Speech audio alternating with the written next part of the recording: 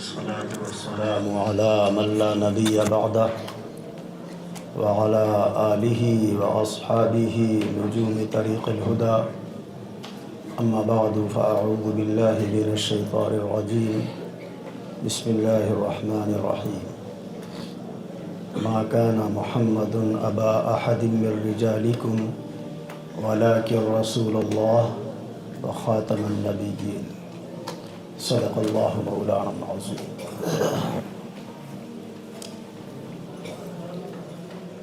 معزز اور انتہائی قابل قدر علماء اعظام،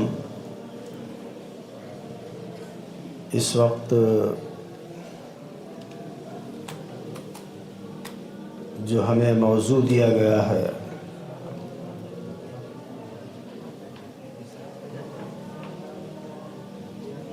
اس کی 3 شقیں ہیں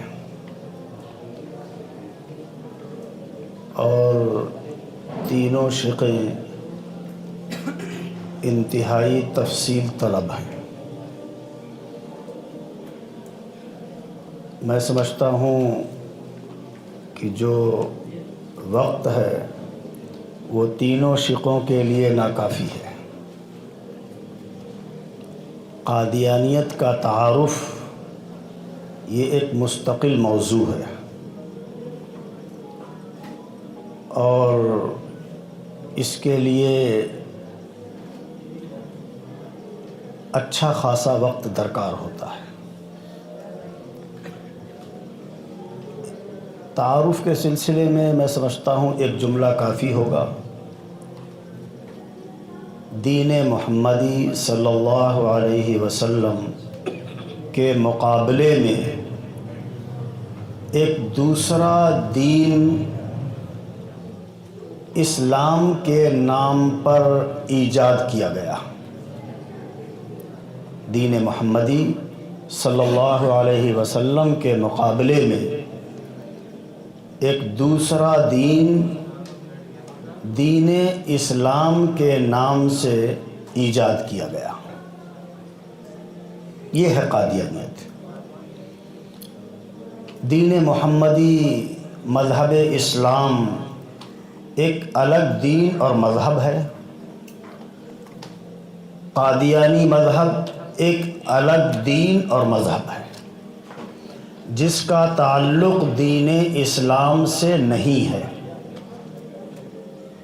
جس کا تعلق دین اسلام سے نہیں ہے۔ آپ حضرات ذی علم لوگ ہیں، اتنا جانتے ہیں کہ اگر کوئی شخص دین اسلام کے علاوہ اپنا خود ساختہ مذہب یا دین اس کے اوپر یہ لیبل لگا دے کہ یہ اسلام ہے،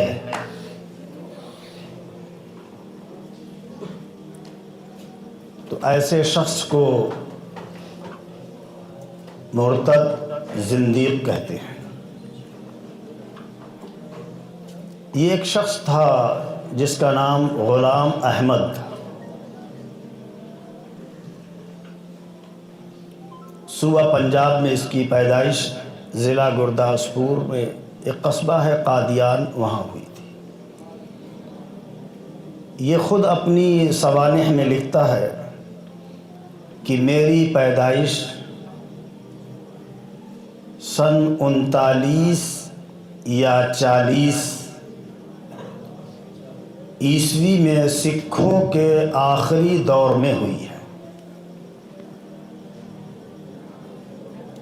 1839 یا 1840 میں سکھوں کے آخری دور میں ہوئی ہے۔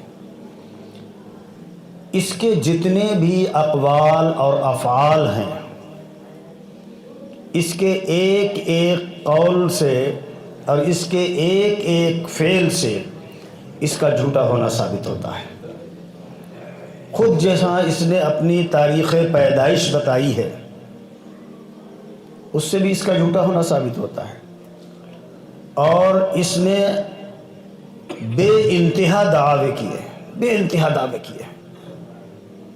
سب سے پہلے یہ مصلح کے نام سے کہ میں تو امت کی اصلاح کرتا ہوں، اس نام سے یہ سامنے آیا، ترقی ہوتی رہی، مہدی اور مسیح کا بھی دعویٰ کر دیا، بیت اللہ ہونے کا دعویٰ کر دیا، خدا کی بیوی ہونے کا دعویٰ کر دیا، خود خدا ہونے کا دعویٰ کر دیا، عورت ہونے کا دعویٰ کر دیا کہ میں مریم ہوں، اور نبوت کا بھی دعویٰ کر دیا۔ بے انتہا اس کے دعوی ہیں۔ بعض لوگوں نے ان کو ایک جگہ اکٹھا کیا ہے، ایک کتاب ہے بہت مختصر سی، الہامی گرگٹ، اس میں اس کے تمام دعویوں کا باضابطہ تذکرہ ہے۔ ایسے ایک چھوٹا سا کتابچہ میں نے مرتب کیا ہے مسلمہ پنجاب کے نام سے، اس میں اس کا کردار اور اس کے دعووں کا میں نے تذکرہ کیا ہے۔ اس شخص نے دین اسلام کے مقابل میں ایک دوسرے دین کو ایجاد کیا اور اس کی نشر و اشاعت شروع کی ہے انگریزوں کی سرپرستی میں۔ اس کی ایک کتاب ہے تذکرہ، جو اس کے اوپر بقول اس کے جو وحی نازل ہوتی تھی اس کا مجموعہ ہے، اور اس کو وہی مرتبہ دیتے ہیں جو ایک وحی کے مجموعے کو دیا جاتا ہے، جو آپ قرآن کو دیتے ہیں، ان کے یہاں تقریباً اس کا وہی مرتبہ ہے۔ اس میں یہ خود کہتا ہے کہ میں انگریز کا خود کاشتہ پودا ہوں، میں انگریز کا خود کاشتہ پودا ہوں، یعنی مجھے بنانے والے انگریز ہیں، مجھ سے جتنے بھی دعوے کرائے ہیں یہ انگریزوں نے کرائے ہیں۔ اس کا مطلب یہی نکلتا صاف سے۔ یہ اس کا مختصر خاکہ ہے۔ 1908 کے اندر انتہائی عبرت ناک موت یہ مر گیا ہے اور جہنم واصل ہو گیا ہے۔ اس نے ایک جگہ لکھا ہے، اس کی ایک کتاب ہے کشتی نوح، اس میں اس نے لکھا ہے من دخلہ کان آمنا، ہمارے ساتھ جو شامل ہو گیا، ہمارے گھر میں جو آ گیا وہ مامون و محفوظ ہو گیا۔ طاعون کے زمانے میں اس نے یہ وعدہ کیا تھا، دعویٰ کیا تھا کہ جو بھی ہمارے ساتھ جڑ جائے گا طاعون سے محفوظ رہے گا، اور خود اسی ہیضے کی بیماری میں مرا ہے، خود اسی ہیضے کی بیماری میں مرا ہے۔ اس نے اپنی اسی کتاب میں تذکرہ میں ایک بہت موٹی سی بات بتا رہا ہوں، اگر یہ موٹی سی بات آپ پکڑ کے بیٹھ جائیں گے تو کوئی قادیانی آپ کے پاس نہیں آئے گا۔ اس نے اس میں ایک دعویٰ کیا ہے کہ میں مکہ میں مروں گا یا مدینہ میں مروں گا، میں مکہ میں مروں گا یا مدینہ میں مروں گا۔ نہ مکہ میں مرا ہے نہ مدینہ میں مرا ہے۔ تو میں اس وقت دعووں کے اس پر نہیں جا رہا ہوں، میں نے تو ہلکا سے ایک تعارف پیش کیا ہے، اصل بیان تو مولانا راشد صاحب مدد اللہ کا ہوگا، وہ بہترین ایک مربی ہیں اور اس میدان کے کھلاڑی بھی ہیں۔ میں یہ عرض کرنا چاہتا ہوں، کسی کام کرنے کے لیے 3 چیزوں کی ضرورت ہوتی ہے: حوصلہ، جذبہ۔ صرف جذبہ ہی جذبہ ہے، حوصلہ نہیں ہے تو کام نہیں کر پائیں گے۔ حوصلہ پیدا کریں، جذبہ پیدا کریں، اور تیسری چیز علمی ہتھیار آپ کے پاس ہونا چاہیے۔ ان 3 چیزوں سے آپ اپنے آپ کو آراستہ کر لیں یہ دعویٰ ہے کہ پھر کوئی بھی باطل طاقت آپ کے سامنے ٹھہر نہیں سکتی۔ ان تین چیزوں میں سے کوئی ایک چیز گڑبڑ رہے گی تو کمزور رہیں گے۔ سب سے پہلے تو اپنے اندر حوصلہ، ایک ہمت ہونی چاہیے، ایک جرأت ہونی چاہیے۔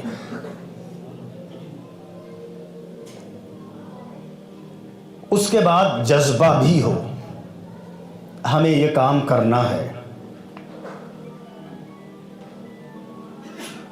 اس کام کرنے کے لیے جو ضروری سامان ہے اس سے بھی آپ آراستہ ہوں۔ یہ جتنی بھی باطل طاقتیں ہیں، ان طاقتوں سے گفتگو کرنے کے لیے علم کا پہاڑ ہونا ضروری نہیں ہے۔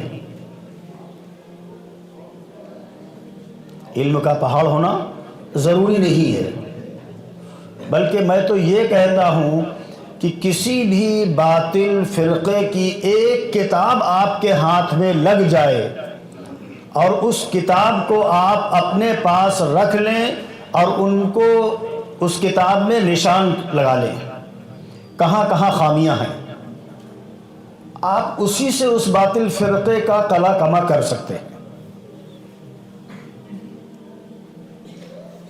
مثال کے طور پر تذکرہ ایک موٹی سی کتاب ہے، اور دیکھو موٹی کتاب تو بہت موٹی کتاب ہے، ایک اس کی بہت چند صفحات کا ایک کتابچہ ہے، ایک غلطی کا ازالہ۔ اس کے پہلے صفحے پر ہی اس نے لکھا ہے کہ میں نبی اور رسول ہوں۔ ہمارے بعض لوگ یہ کہہ دیتے ہیں کہ میں نبی اور رسول نہیں ہوں، یہ ان کی غلطی ہے۔ خلاصہ یہ ہمارا ایک جگہ مناظرہ ہو رہا تھا، بڑا عظیم مناظرہ تھا، اتفاق سے اکیلے پھنس گیا تھا، اور اس نے اس پورے گاؤں کو اور علاقے میں یہ باور کرا رکھا تھا کہ ہم ان کو امام مانتے ہیں، مصلح مانتے ہیں، اچھا آدمی مانتے ہیں، اور ایک اچھا خاصا مجمع اس نے اپنے ارد گرد جمع کر رکھا تھا۔ اتفاق نوبت آ گئی مناظرے کی۔ میں کہیں گیا ہوا تھا، لیکن میری جیب میں وہ کتابچہ پڑا ہوا تھا، ایک غلطی کا ازالہ، شاید 10 صفحے یا 8 صفحے کا ازالہ۔ مناظرہ شروع ہو گیا، تقریباً آدھے گھنٹے کے بعد میں نے وہ کتابچہ نکالا اور پہلے صفحے کی وہ عبارت پڑھ کے میں نے بتائی کہ یہ کتاب قادیانی کی ہے۔ یہ آپ لوگوں کو کہہ رہا ہے کہ میں ان کو اچھا آدمی مانتا ہوں، مصلح مانتا ہوں، امام مانتا ہوں، نبی اور رسول نہیں مانتا ہوں، آپ یہ کتاب دیکھ لیجیے۔ کام ختم ہو گیا۔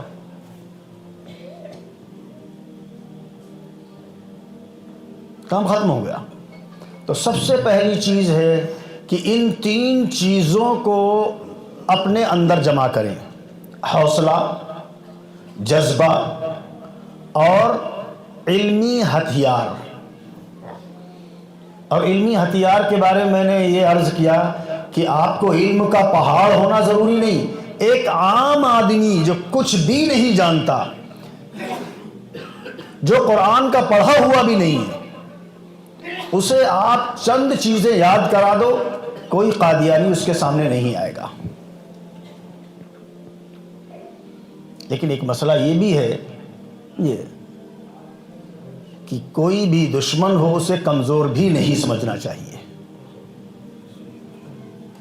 کوئی بھی دشمن ہو اسے کمزور بھی نہیں سمجھنا چاہیے۔ تین چیزیں جمع کی، اب اس کے بعد ایک گفتگو کا انداز کیا ہونا چاہیے۔ اس گفتگو کا انداز اور سلیقہ یہ ہونا چاہیے کہ جو آپ کے سامعین ہیں، جو حاضرین ہیں، ان کے دل کے اوپر آپ دستک دے سکیں، ان کے دل کے اندر کوئی بات بٹھا سکیں اچھے انداز میں۔ یہ سلیقہ آپ کو آتا ہو۔ کسی بھی قادیانی سے جب گفتگو ہو آپ کے سامنے، جو سامعین یہاں وہاں کھڑے ہوئے لوگ ہوں، یہ اتنی بات یاد رکھیے، مولانا ہو سکتا ہے آگے چل کے کبھی تفصیل کریں، یہ اتنی بات یاد رکھیں کہ ہر قادیانی آپ کے سامنے دو باتیں لے کر آئے گا، علمی انداز میں ہم کہہ دیں گے، دو موضوع لے کر آئے گا، تیسرا موضوع نہیں لائے گا۔ موضوع لائے گا عیسیٰ علیہ السلام وفات پا چکے ہیں، نبوت ختم ہے یا جاری ہے، بس۔ آپ کی کامیابی یہ ہے کہ آپ ان دونوں موضوع کو چھوڑ کر آپ اپنی بات منوا لیں۔ وہ کیا کہ بھائی جس کو تم نبوت کے تخت پر بٹھانا چاہتے ہو، یا جس کو آپ عیسیٰ ماننا چاہتے ہو اور منوانا چاہتے ہو، مجھے یہ بھی تو سمجھا دو کہ یہ آدمی اس لائق ہے بھی یا نہیں۔ بس اتنی سی بات بنوانی ہے، یہ آدمی اس لائق ہے بھی یا نہیں۔ اور میں سمجھتا ہوں کہ قیامت آ جائے گی، وہ اس بات پر رضامند نہیں ہوں گے کہ ہم اس پر گفتگو کریں، وہ نہیں رضامند ہوں گے۔ اس کے لیے عوام کے دل و دماغ پر ایک بات بٹھانا ہے کہ ہر حال میں جو گفتگو ہو وہ اس قادیانی کے کیریکٹر پر ہو۔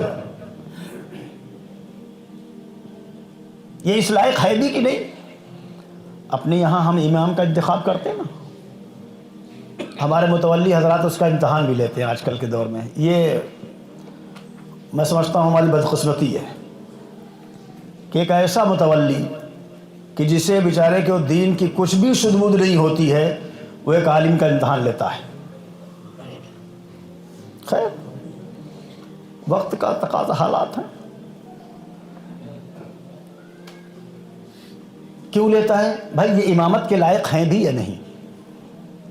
اس کا دل میں تو یہی ہوتا ہے کہ یہ ہماری مسجد میں امامت کے لائق ہیں بھی یا نہیں۔ تو سب سے پہلے تو آدمی کا امتحان ہونا چاہیے کہ جو آگے چل کے اس کے لیے آپ عہدہ ثابت کرنا چاہتے ہو، یہ اس کا اہل ہے بھی یا نہیں۔ اگرچہ امام صاحب رحمۃ اللہ علیہ نے اور خود شریعت نے بہت پہلے ہی یہ دروازہ بند کر دیا ہے، اور یہاں تک فرما دیا امام صاحب نے کہ اگر کسی مدعی نبوت سے آپ نے اس کے نبی ہونے کی دلیل مانگ لی تو یہ بھی کفر کے مترادف ہے، بلکہ کفر ہے۔ کیوں؟ آپ کو ختم نبوت میں شک ہے، تبھی تو آپ دلیل مانگ رہے ہیں، اور ختم نبوت میں شک کرنے والا آدمی یہ مسلمان نہیں ہوتا ہے، اس کا ایمان ہی نہیں۔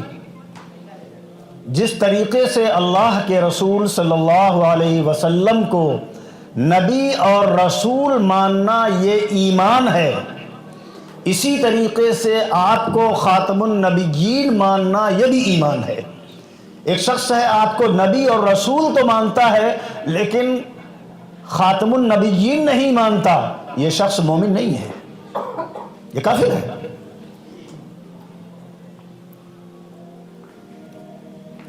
آپ نے جو اس کے سامنے بات رکھی کہ بھائی اس کو اہل تو ثابت کرو کہ یہ اس عہدے پر بیٹھنے کے لائق بھی ہے یا نہیں،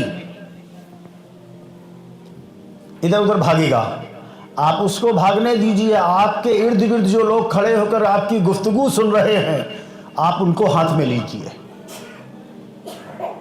آپ ان کو ہاتھ میں لیجئے، اس لیے کہ آپ اس وقت اس قادیانی پادری کو منوا نہیں سکتے۔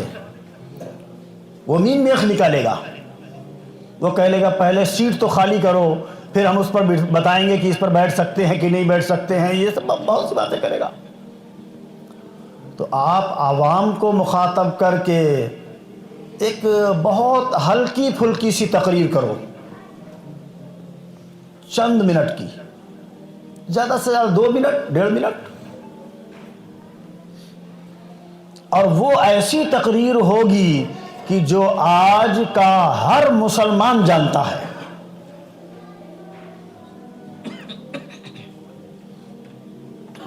جو بھی تھوڑا بہت اس کا اسلام سے لگاؤ ہے وہ جانتا ہے کیا ہے۔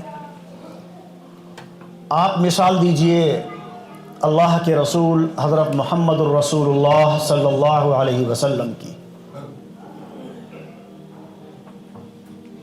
آپ مکہ میں پیدا ہوئے، 40 سال تک آپ لوگوں کے درمیان ہی رہے، نبوت سے پہلے۔ جس وقت آپ کو یہ منصب جس وقت آپ اس منصب سے سرفراز کیے گئے، ایک تو یہ ہے کہ ازل ہی بھی کر دیے گئے، لیکن دنیا میں جب یہ آپ کو منصب عطا کیا گیا تو آپ صلی اللہ علیہ وسلم خانہ کعبہ کے پاس ایک چھوٹی سی پہاڑی ہے، صفا پہاڑی، آپ وہاں تشریف لے گئے۔ اس پہاڑی پر کھڑے ہو کر آپ نے مکہ کے باشندوں کو آواز لگائی، فلاں قبیلے والے، فلاں قبیلے والے، فلاں قبیلے والے، اور سب کو آپ نے اس پہاڑی کے ارد گرد جمع کر لیا۔ جمع کرنے کے بعد آپ نے جو بات ان کے سامنے رکھی وہی بات آپ وہاں عوام کے دل و دماغ پر بٹھا دو۔ کیا بات رکھی؟ کہ بھائی میری اتنی عمر تمہارے اندر گزری ہے،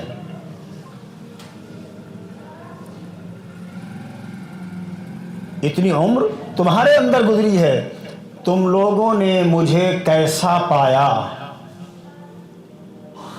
میں سچا ہوں، جھوٹا ہوں، امانت دار ہوں یا خائن ہوں؟ آپ لوگوں نے مجھے کیسا پایا؟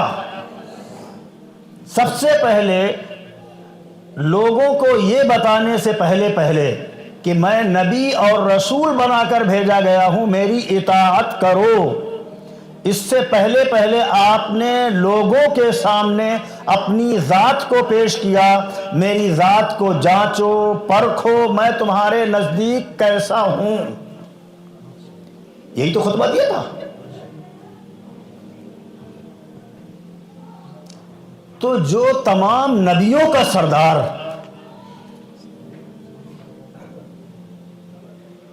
اللہ تعالیٰ کی جتنی مخلوق ہے اس مخلوق میں سب سے اعلیٰ اور بالا، اللہ کے بعد سب سے بڑے مرتبے کا حامل،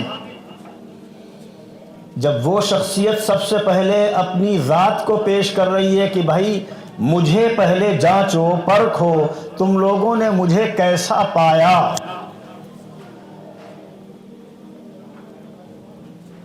تو یہ کون ہوتا ہے بھائی؟ جس کی ذات آپ نہیں دکھا رہے، جس کا کریکٹر آپ نہیں دکھا رہے، کہہ نہیں کریکٹر پر بات کریں گے۔ جب اللہ کے رسول صلی اللہ علیہ وسلم کا ایک طریقہ ہے کہ سب سے پہلے ذات کو جانچا اور پرکھا جائے، اور اس طریقے کو آپ صلی اللہ علیہ وسلم نے صرف زبان سے نہیں کہا، عملی نمونہ پیش کر دیا لوگوں کے سامنے کہ سب سے پہلے مجھے جانچو، تو سب نے کیا کہا تھا؟ آپ سچے ہیں، امانت دار ہیں، یہی تو کہا تھا۔ ہم بھی یہی کہتے ہیں قادیانی سے کہ یہی چیز ہمیں کر کے دکھا دو۔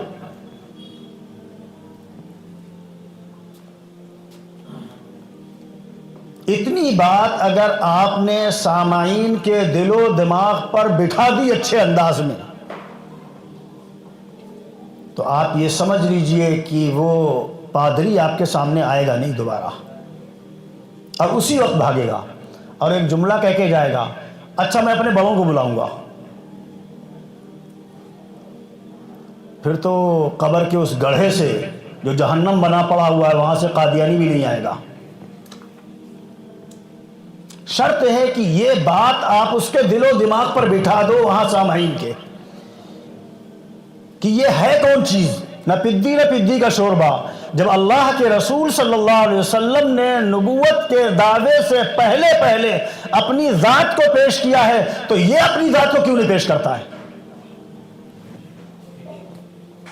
اتنی بات اگر آپ نے سامعین اور وہاں موجود لوگوں یا بستی کے لوگوں کے دل و دماغ میں بٹھا دی تو آپ سمجھ لیجئے کہ آپ کامیاب ہو گئے، آپ کے سامنے کوئی نہیں آئے گا۔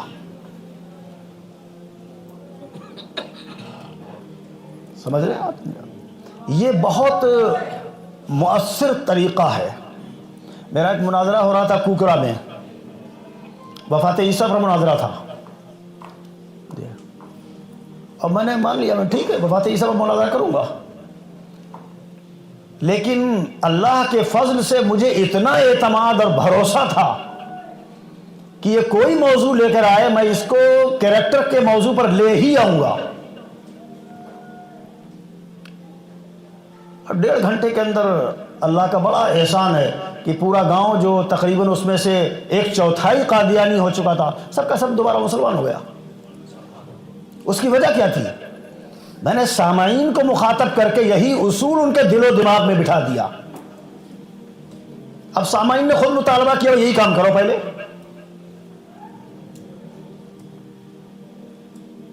کوئی باطل تو باطل ہوتا ہے، چاہے جتنی وہ علمی ہتھیار سے لیس ہو کر آئے، اگر آپ کو اپنے اوپر اعتماد اور بھروسہ ہے اس بات پر کہ جاء الحق وزہق الباطل، یہ اللہ کا وعدہ ہے، ہر حال میں یہ وعدہ سچ ہوگا، ہم حق کی حمایت کرنے کے لیے آئے ہیں، اس جذبے سے اترو، اللہ مدد کرتا ہے۔ ایک مناظرے میں بات چل رہی تھی تو اس کے پادری نے حضرت تھانوی کو درمیان میں لے آیا کہ ان کے حضرت تھانوی نے یہ کہا ہے۔ میں نے ایک جملہ اس کے جواب میں کہا کہ میں نہیں جانتا ہوں حضرت تھانوی کون ہے، میں تو اس وقت اللہ کے رسول صلی اللہ علیہ وسلم کی طرف سے وکالت کر رہا ہوں، اگر تجھے کوئی اعتراض اللہ کے رسول صلی اللہ علیہ وسلم کی ذات پر ہے تو بتا۔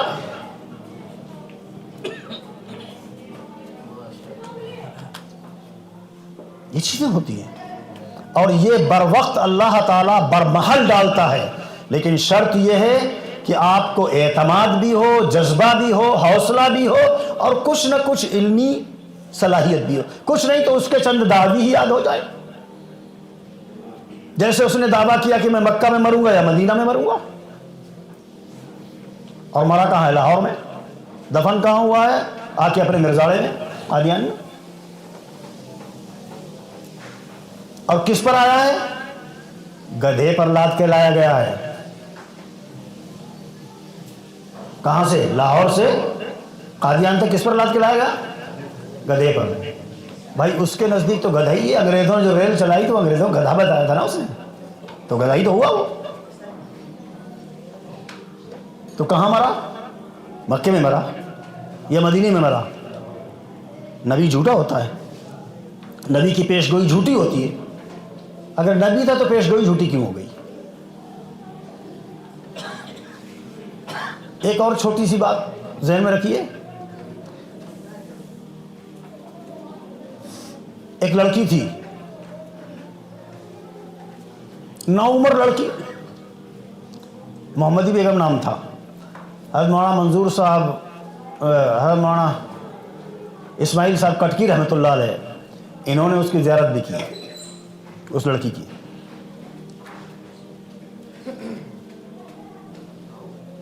دعویٰ کر دیا کہ آسمان میں میرا نکاح اس سے ہو گیا۔ اور کب دعویٰ کیا؟ جب یہ 50 سال سے اوپر کا تھا۔ کنت جاوزت ال50 وہی جاریۃ فی حدیثۃ السن، میری عمر 50 سے اوپر ہو گئی ہے اور وہ ابھی نوعمر لڑکی ہے، اور دعویٰ کر دیا کہ نہیں اس سے میرا نکاح آسمان میں ہو گیا، ہر حال میں یہ میرے نکاح میں آئے گی۔ اور وہ بڑھاپے تک چیخ چیخ کے کہتے رہی مرزا کا جھوٹ دیکھنا ہو تو دیکھو برسر عام دیکھو میں موجود ہوں، میں تو اس کے نکاح میں نہیں آئی۔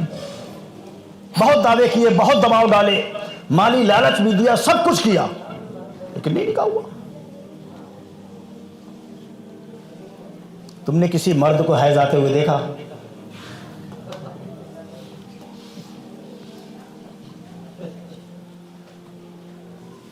اس نے خود کہا ہے، جب اس سے پوچھا گیا کہ عیسیٰ علیہ السلام تو بغیر باپ کے پیدا ہوئے، اگر تو عیسیٰ علیہ السلام ہے تیرا تو باپ موجود ہے،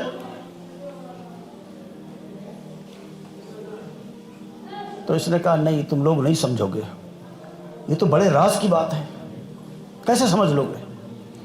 پہلے اللہ تبارک و تعالیٰ نے مجھے مریم بنایا، پہلے اللہ نے مجھے مریم بنایا، اور پھر اللہ تبارک و تعالیٰ نے وہی معاملات کیے میرے ساتھ جو ایک شوہر بیوی سے کرتا ہے، اس کے نتیجے میں میں حاملہ ہو گئی، اور پھر خود ہی چند مہینوں کے بعد اللہ تبارک و تعالیٰ نے مجھے عیسیٰ میں بدل دیا۔ دیکھیے، اس سے زیادہ بے وقوفی کی باتیں اور کیا ہو سکتی ہیں؟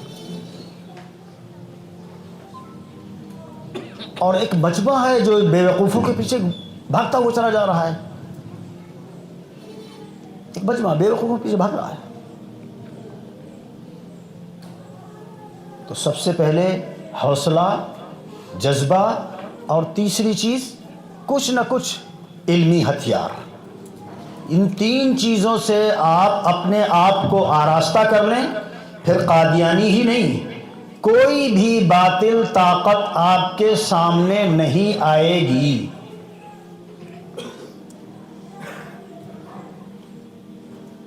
قادیانی سے کوئی بات ہو رہی، کوئی جھگڑا ٹنٹا ہو رہا، تو اس کے لیے ایک ہلکی سی چیز آپ کو دے دی میں نے، آپ اس انداز پر گفتگو کریں، اور وہاں جو سامعین یا گاؤں والے موجود ہیں ان کے دل و دماغ میں یہ بات بٹھا دیں کہ جو تمام نبیوں کے سردار ہیں، نبوت کا اعلان کرنے سے پہلے جب انہوں نے اپنی ذات کو لوگوں کے سامنے پیش کیا تو بھائی یہ کیوں نہیں پیش کرتے ہیں؟ ان کی ذات سامنے لاؤ، میں بات کرتا ہوں، ان کی ذات سامنے لاؤ، میں بات کرتا ہوں۔ اور پھر دوسرا سوال، بہت سارے جو آپ مطالعہ کریں گے تو آپ کے سامنے آئیں گے، کبھی کسی پتھر کو بھی نبی بنایا گیا ہے؟ بنائے گا کسی پتھر کو نبی؟ اور اگر پتھر نبی بنا بھی دیا جائے گا تو انسانوں کو فائدہ کیسے ہوگا؟ وہ بولے گا ہم سے آ کے؟ وہ چل کر آئے گا؟ اس نے ایک دعویٰ کیا کہ میں حجر اسود ہوں، میں حجر اسود ہوں، تو حجر اسود ہو تو حجر اسود تو نبی نہیں بنایا گیا، وہ تو رسول نہیں بنایا گیا، پھر تو نبی رسول کیسے ہو جائے گا؟ پھر تو اور نبی اور رسول کیسے ہو جائے گا؟ جس وقت آپ صلی اللہ علیہ وسلم کا یہ واقعہ آپ پیش کریں گے تو اس کے جواب میں وہ آپ کو ایک جواب دیں گے، اور وہ امکانی جواب نہیں کہ وہ دیں گے، تقریباً یقینی ہے کہ وہ یہی دیتے ہیں۔ کہتے ہیں کہ اس کا مطلب وہ مرزا غلام احمد قادیانی جھوٹا ہے، تو آپ کہو گے ہاں جھوٹا ہے، یہ جواب ہوگا۔ تو وہ ایک آیت پیش کرتے ہیں، وَلَوْ تَقَوَّلَ عَلَيْنَا بَعْضَ الْأَقَاوِيلِ لَأَخَذْنَا مِنْهُ بِالْيَمِينِ ثُمَّ لَقَطَعْنَا مِنْهُ الْوَتِينَ، کہ میں تو ہلاک کر دیتا اگر کوئی جھوٹا دعویٰ کرتا۔ اللہ نے فرمایا ہے کہ اگر کوئی جھوٹا دعویٰ کرے گا تو میں تو اسے ہلاک کر دوں گا۔ اس کی تشریح وہ اس انداز پر کرتے ہیں۔ آپ عوام کو مخاطب کر کے ایک بات کہہ سکتے ہیں اور کہنی چاہیے، وہ کیا کہ بھائی ہمارے ہتھیلی میں چند پیسے رکھے ہیں، آپ اس میں سے بعض اٹھا لو۔ کیا مطلب ہوگا؟ سب اٹھا لو، کچھ اٹھا لو، کچھ چھوڑ دو۔ آیت کریمہ کے اندر اللہ نے جو ایک لفظ استعمال فرمایا ہے وہ کیا ہے؟ بعض الاقاویل، بعض باتیں تو اوپر سے آ رہی ہوں اور بعض ان میں اپنی طرف سے ملا دیتا ہو، ایسا اگر کوئی کرے گا نبی اور رسول تو میں اسے ہلاک کر دوں گا۔ یہ تو اللہ نے نہیں کہا کہ سراسر شروع سے لے کر الف سے لے کر یا تک جھوٹ ہی جھوٹ بول رہا اسے ہلاک کروں گا، سچ میں جھوٹ کو ملا کے کہہ رہا ہوگا، کچھ سچ ہو کچھ جھوٹ ہو، تب اللہ تعالیٰ نے فرمایا کہ میں سزا دوں گا۔ سرے سے جھوٹ ہی جھوٹ بول رہا ہو اس کے بارے میں تو یہ آیت کچھ نہیں کہتی۔ تو یہ قادیانی تو الف سے لے کر یا تک جھوٹ ہی جھوٹ بولتا ہے، تو یہ آیت اس کے اوپر کیسے فٹ ہوگی؟ اس کے علاوہ ان کے پاس اس موشگافی کے علاوہ کوئی اور چیز نہیں۔ اگر آپ نے اس آیت کا جواب صحیح اس کو دے دیا تو سمجھ لیے گیا، اب نہیں بچے گا۔ اور اگر کوئی ان کا بہت ہی بڑا پادری آ جائے تو ہمارے حضرت مولانا راشد صاحب گورکھپوری ہے، یہ اس میدان کے مرد مجاہد ہیں ماشاءاللہ۔ لیکن آپ حضرات اتنا دل و دماغ میں بٹھا لیجئے کہ اتنی طاقت اور سکت ان کے اندر نہیں ہے، اتنی طاقت اور سکت نہیں ہے، باطل کے اندر طاقت نہیں ہوتی ہے۔ اس وقت صرف آپ حوصلے اور جذبے سے کام لیجئے تو ہمارا ایک عام آدمی بھی یہ ان کے اوپر بھاری پڑ جائے گا۔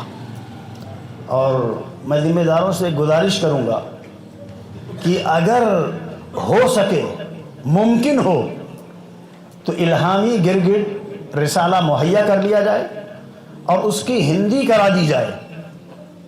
جو لوگ ہندی پڑھنا چاہتے ہیں وہ رسالہ بہت پتلا سا رسالہ ہے، وہ ان کو دے دیا جائے، جو اردو پڑھنا جانتے ہیں وہ ان کو دے دیا جائے، جی عوام خود ان سے نمٹ لے گی، اتنی صلاحیت پیدا ہو جائے گی۔ بس یہ چند باتیں یاد رکھیں کہ ہمیں ختم نبوت پر بحث ہی نہیں کرنی ہے،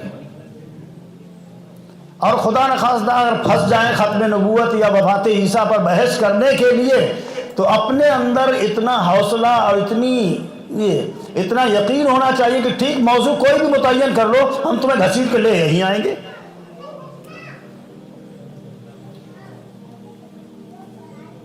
وفات عیسیٰ کا موضوع مقرر کر لیا آپ نے تو دروغ گورا حافظہ نباشد، جھوٹے کو اللہ تعالیٰ حافظہ نہیں دیتا ہے۔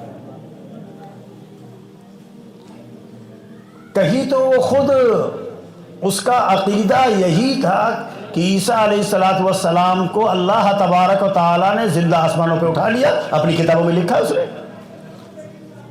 اور آگے چل کے کہہ رہا ہے کہ ان کی وفات ہو گئی۔ اگر سچا ہے تو یہ کیوں کہا؟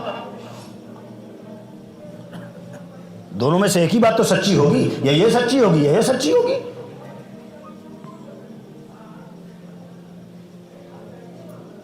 اور دونوں باتیں لکھی ہوئی ہیں۔ لیکن میں سمجھتا ہوں کہ تھوڑی سی سمجھداری سے حوصلے سے کام لیں گے تو یہاں تک نوبت ہی نہیں آتی، یہاں تک نوبت نہیں آتی۔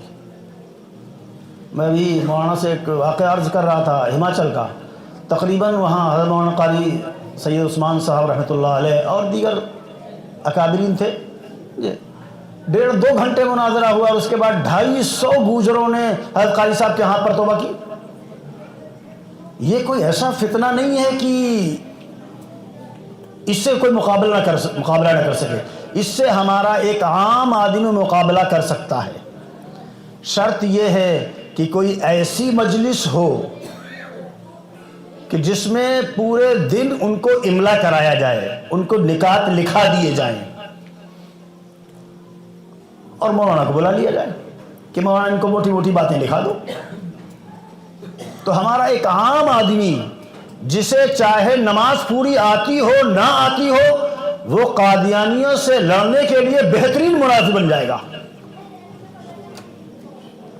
اور قادیانیوں سے نہیں، قادیانی اور شکیلی دونوں ایک ہیں، یا تو درپردہ آپس میں یہ ملے ہوئے ہیں۔ اس نے سوچا کہ اب جہاں کہیں قادیانی جاتے ہیں وہاں تو علماء پیچھے آ جاتے ہیں، لاؤ اب یہ حربہ چلے، اور دونوں ایسے ہی ہیں۔ قادیانی کے اندر تھوڑی بے وقوفی یہ تھی کہ وہ میدان میں آ جاتا تھا، یا اس کے ماننے والے میدان میں آ جاتے؟ یہ اتنا ہوشیار ہے، اس نے قادیانیوں سے سبق لیا ہے کہ یہ کبھی میدان میں نہیں آتا۔ ہم لوگوں نے بہت چیخا اور بہت اس سے کہا کہ بھائی آ کر گفتگو کر لے، بیٹھ کے، تیار نہیں ہوتا۔ ہماری تقریباً آگرہ کی تقریباً 25 منٹ کی گفتگو ریکارڈ باضابطہ جی کہ اس کے وہاں دہلی میں اس کا ایک ملغوبہ رہتا ہے جمال نام کا، بہت ہو رہا، میں نے کوشش کر لی کہ سامنے آ جا، اور جمال کہنے لگا مجھ سے بات کر لو۔ میں نے کہا تجھ سے بات کر لوں گا، لیکن شرط ایک ہے کہ اس شکیل سے تو یہ لکھا کے لے آیا کہ یہ میرا وکیل ہے۔ آج تک لکھا کے نہیں لا پایا۔ تو اصل مسئلہ یہ ہے کہ اگر یہ 3 چیزیں، بلکہ 2 چیزیں، حوصلہ اور جذبہ، اور دیکھو جب کسی قوم کے اندر سے یہ 2 چیزیں نکل جاتی ہیں، حوصلہ اور جذبہ، تو دنیا میں وہ کہیں کا نہیں رہتا ہے، کہیں کا نہیں رہتا۔ نہ پھر وہ اپنی حفاظت کر سکتا ہے، نہ اپنے اہل و عیال کی حفاظت کر سکتا ہے، اور نہ اپنے مال و اسباب کی حفاظت کر سکتا ہے، اور نہ پھر ایمان کی حفاظت کر سکتا ہے۔ جو سب سے قیمتی چیز ہے اس کے لیے حفاظتی بندوبست کیے جاتے ہیں نا۔ ہم اپنے روپے پیسے کو ایسے کھلے میں تو نہیں ڈال دیتے ہیں۔ ایمان تو بے انتہا قیمتی چیز ہے، اس کے لیے حفاظت کے لیے 3 چیزیں آپ سے مانگی جا رہی ہیں۔ حوصلہ پیدا کرو، جذبہ پیدا کرو، کچھ علمی ہتھیار رکھ لو۔ اور دیکھو کبھی ہم دفاعی پوزیشن میں ہوتے تھے کہ دوسرے لوگ ہمارے اوپر حملہ کرتے تھے اور ہم دفاع کر لیتے تھے۔ برا نہ مانے، ہم سب ایک ہی طریقے کے سب لوگ یہاں بیٹھے ہوئے ہیں جی۔ آج ہمارے اندر یہ پوزیشن بھی باقی نہیں رہی ہے کہ ہم اپنا دفاع کر سکیں۔ کیوں؟ حوصلہ اور جذبہ اور علمی ہتھیار نہیں ہے۔ ہم اس پوزیشن میں نہیں ہیں، اور جب ہم میدان میں نہیں نکلے تو ہواوری جو بھولی بھالی عوام ہے ان کے دل و دماغ پر ایک بات بیٹھ گئی اور چھا گئی کہ شاید یہ اتنا کوئی اہم اور خطرناک مسئلہ نہیں ہے۔ ہم نے ان فتنوں کی خطرناکی کا احساس اپنی عوام کو نہیں کرایا، اس لیے آج چاہے شہری عوام ہو، دیہاتی عوام ہو، یہ قادیانیت سے تو ایک حد تک تھوڑی سی متنفر رہتی ہے۔ شکیلیت ہوئی، گوہر شاہیت ہوئی، یا وہ پلمبریت ہوئی، ان سے بالکل متنفر نہیں، کہ ہم نے خطرناکی کا احساس نہیں کرایا۔ اور ذمہ داری تو ہماری سب کی بھائی۔ احساس کب کرائیں گے؟ جب ہمارے اندر کوئی جذبہ ہوگا اور حوصلہ ہوگا، تب ہم احساس کرا سکتے ہیں، ورنہ ہم احساس بھی نہیں کرا سکتے۔ اس وقت چھوٹا سا یہ گر بتایا تھا، اور ابھی 2 موضوع اور باقی تھے، لیکن شاید وقت تو 12:15 ہو گیا۔ حضرت مولانا بھی تشریف لے آئے ہیں، کیا حکم ہے؟ وقت تو باقی انشاءاللہ دیکھتے ہیں، بیٹھتے ہیں تو انشاءاللہ پھر مل بیٹھنے کی توفیق ہوگی تو بیٹھیں گے، پھر تفصیلی گفتگو انشاءاللہ ہوگی۔ وآخر دعوانا الحمدللہ۔